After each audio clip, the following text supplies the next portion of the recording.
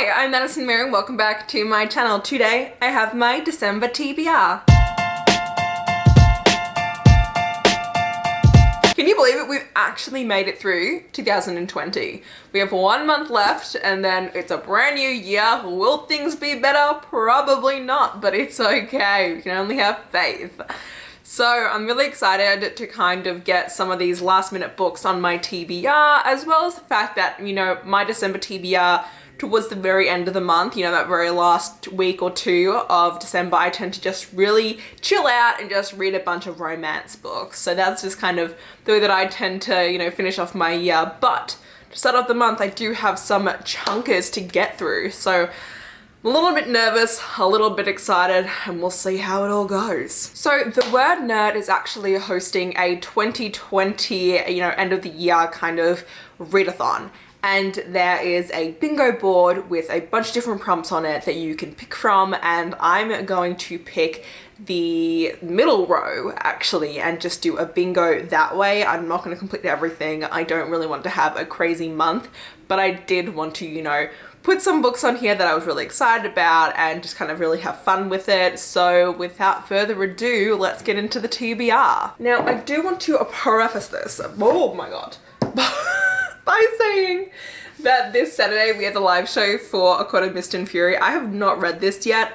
I plan on, you know, whacking it out in the next couple of days because I got really sick last Thursday, like really bad, and I still am not 100%, but I'm putting on a smile for you guys.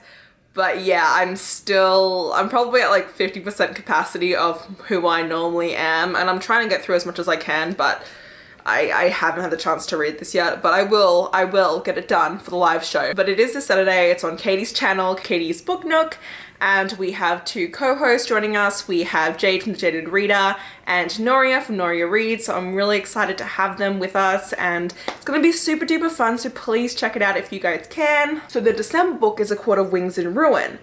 The live show for this is actually going to be in January, at the very beginning of January, just because we don't want to, everyone's busy around the holidays and it just doesn't make sense to, you know, rush to get that in. So it will be in the beginning of January. We don't know the exact dates yet, but I will let you know those dates on our Twitter as well as here in like the YouTube verse. Now those two actually do fit a spot on the bingo board, and that's what is going to be to continue on with a series. Duh, like it's pretty self-explanatory. But yeah, then I still have one book left. Well, it's not like, well, I actually have a couple books left on this, my 5-star predictions of 2020 video. Still have some books left on that, but there is one I'm getting to this month, and that's going to be like the last one I do for this, and then, you know, next year I will look back at that video and we'll see exactly how I did. If you have been watching any of my vlogs or my wrap-ups, you will know that I apparently suck at predicting if a book's going to be 5 stars, so that's wonderful. The last 5-star prediction I have, which is also going to be a bingo board for read 100 pages more, which is to read an extra 100 pages than you normally would, so technically like a big book. So for this I am doing The Final Empire by Brandon Sanderson. This is going to be fun. This is an old copy. This was my dad's and my brother's, and it cost $28 actually, back in 2009 in Australia.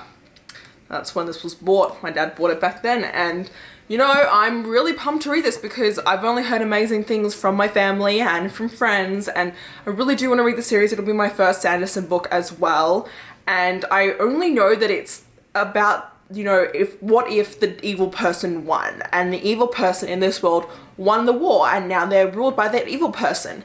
And we follow two people. I know one's a guy and one's a girl, and this is a world where magic is through metals, and I think you ingest different metals and then you can control certain things, and there's the Mistborn who can control everything. So that's all I really know about it. I'm kind of going in not knowing too much, but that's the way that I wanted to go into this series. I only know things about the series that I've heard from other people when they've explained it, and I do think this is going to be a 5-star book, and I really hope I'm correct, because if I'm not, it's gonna suck.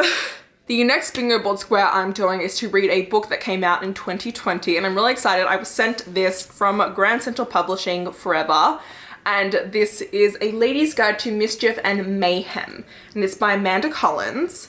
And I'm very excited for this because I'm a huge fan of historicals. This is set in England, 1865, and we follow Lady Catherine, and she is a newspaper columnist, which is, you know, 50-50 in this time. But she actually writes about grisly crimes that have been going on, and her most recent article actually led to the arrest of this murderer who was plaguing London. A lot of people are kind of like, oh, women shouldn't be writing about things as grisly as crimes, like it's very unladylike. And then there's also the fact that there is this inspector who thinks that she interfered with the investigation, and that is Detective Inspector Andrew. He is completely annoyed when Lady Catherine ends up getting involved in one of his cases again, and he's just completely had it with her. But as the two of them start to kind of look into this new dangerous criminal, sparks tend to fly, and it's a romance from the two of them. I'm so excited for this, like, come on. Like, it sounds so amazing. It came out only like, I think it only came out like last month or something. Like, I'm so freaking pumped for this. It is going to be so much fun, and yes. The next square is to read a backlist book, which is a book that came out not this year. And for me, I'm doing Muse of Nightmares by Laini Taylor. The reason why I'm doing this is because I did the end of year book tag, and it was like, is there any book you'd want to read before the end of the year, like just anything like that. And I was like, well, I want to finish this series because I read Strange the Dreamer earlier this year for a specific video where I read one of my friend's favorite books, and that was one of them, and I gave it a 4.5 stars, which she was very mad at because she was like, well, why wasn't it a full 5? And I was like, well, the beginning was a little bit slow, and then like, I just know that this one's gonna be a 5 stars. And she was like, you gave it not a 5 stars because you think the next book's gonna be a 5 stars? And I was like, it's like, don't yell at me. So Muse of Nightmares is a sequel to Strange Dreamer, which follows Laszlo Strange and Sarai. And Laszlo is an orphan, and he absolutely adores the library. He, you know, has heard these stories of Weep all his life, and that is this mysterious land where there is magic, and just, it sounds so amazing, and he's devoted his entire life to learning about Weep. And then one day he actually ends up getting an opportunity to visit Weep, which has been closed for years. And it is just about his story of going there and how everything unravels and how Sarai plays into it. And I can't tell you more than that because it's just such an amazing story. So I do want to finish it off. This duology is supposed to be, you know, just crazy in this last book. So I'm very excited, and yeah. Oh, and then the last little square I have to fill out for my bingo board is Sunny. And I was like, Sunny? And it's like a book that's sunny or has a sun in it. And I was like, what on earth does that mean? I was like, I don't really have any books that have a sun on it, and I don't really want to read a sunny book in December. But then I thought, this cover of The Duke and I looks like it's a sunny day, does it not? So I was like, you know what? It's good enough. That's what I'm gonna pick. So this is my sunny day book. This is The Duke and I by Julia Quinn, I think it is. I can't see it right now. But it is part of the Bridgerton series. It's the first book of it, which is becoming a Netflix series at the end of December. And there is a readathon going on for it at the moment, but I'm really behind on that readathon. But I really do want to read this book before the TV show comes out because I want to watch it, and I think it'd be really fun because it is one of the first historical romances that's been, you know, really publicly televised. And this, as far as I'm concerned, follows, oh God, Simon Bassett and Daphne Bridgerton. So Simon is a duke, and he is, you know, everyone wants him to be married, everyone's trying to court him, he's like the hot ticket, okay? And then Daphne is like his best friend, and she's this really sweet lady, and the two of them end up, you know, courting and decide to get married or engaged, so that the two of them stop getting set up by other people, and they think it's just a way to get everyone off their backs in order to get married because they don't really care about that. And the thing that happens is that during their courtship, they actually end up falling for each other, and that's actually all I know about this series, honestly. So I'm really excited for this. I have heard that at the end of this book, there is a scene that is extremely questionable, really bad, and just completely ruins the book. I have no idea what that scene is because I have avoided any spoilers of that, but I have heard that, you know, if you think this book is a 5-star, the second you get to that, it will just completely knock it down to a 4 or something. So I'm a little bit nervous about that. But otherwise, I'm very excited for this. So those are going to be the 5 books that are 100% sure on my December TBR.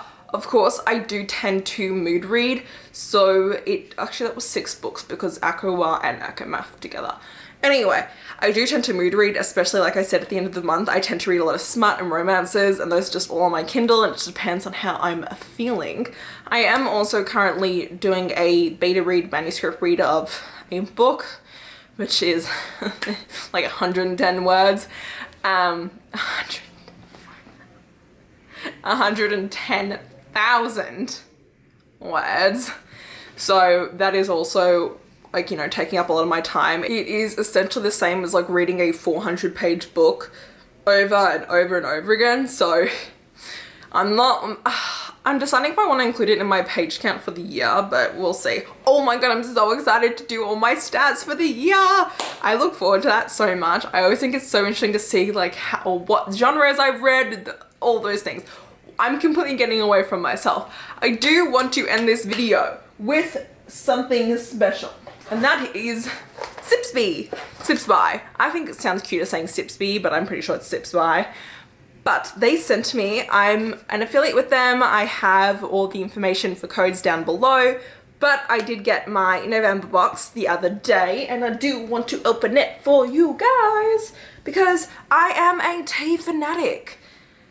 Where is my Stanley knife? So what's really fun about Sipsby is they curate you why am I turning away? They curate you a box each month, and there are a select number of teas in here that, you know, you kind of fill out a form, you see what you do like, and each month you then go back and rate and say, oh, I like this tea that you sent me, I didn't like this tea, and they use that to kind of keep up to date with like what you are liking and what you're not, so they don't send you something that you're like, this is disgusting. No. So I really like that about them. I also love that they have on their website like really cute mugs, and just like they have, oh my god, the little like tea ballers things that go into your tea that you can like keep the loose leaf in and all those kind of things.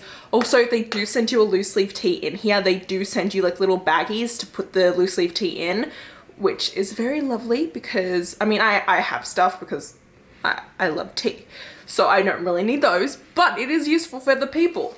They also have like Christmassy themed boxes, like they have holiday boxes, so like when it's Valentine's Day they have a box, and like all those kind of curated things, and it's really fun. So I definitely suggest that you check it out if you do like tea. So these are my November teas, and it's really fun. So on the back they give you information about all the different teas, you know, like how to steep them, like what temperature to do it for, just some information about them. So I have a peppermint tea, a cinnamon bun tea, a raspberry rose oolong, and a white pomegranate. 2 of them are caffeine free, one's low caffeine and one's medium caffeine. That's nice. I like to have different caffeinations in my tea because it just depends on me as a person. So here's the Tulsi Peppermint by Organic India. I mean, everyone loves a good peppermint tea. Let's be real, if you don't like peppermint tea, I'm mildly judging you. We then have, wow, this one's so pretty. Oh, this is loose leaf. Oh, this is really cool loose leaf tea. It like comes in like their own little packages. That's actually super fun. So this one says Pinky Up, and this is the cinnamon bun tea. I'm like genuinely really intrigued by this because I'm very 50-50 with my cinnamon teas. I don't like them to be like overly cinnamon, but this could be really yummy. Also, if you guys can hear anything outside, it's pouring, like pouring rain at the moment. This could be really yummy. This also makes me think of like my cinnamon bun like candles. Oh, I love cinnamon candles. But yes, it's going to be really yummy. Then we have the white pomegranate, and this is a Davidson's Organic chocolatey white tea with herbs and real dried pomegranate. Oh my god, this is going to be so pretty when they have pomegranate in teas. It turns the tea red or like a pinky color. So if you have like a clear glass that you drink your tea out of, it'll look so gorgeous. And then the last tea we have is loose leaf from, oh, it's another one from Tea Head. So this is the raspberry rose oolong that I was sent. And oh, other stuff is in here. What's this? Merry and Bright. Okay. Oh wow, so there's a holiday 5, which gets you $5 off in the holiday market. So that's really fun.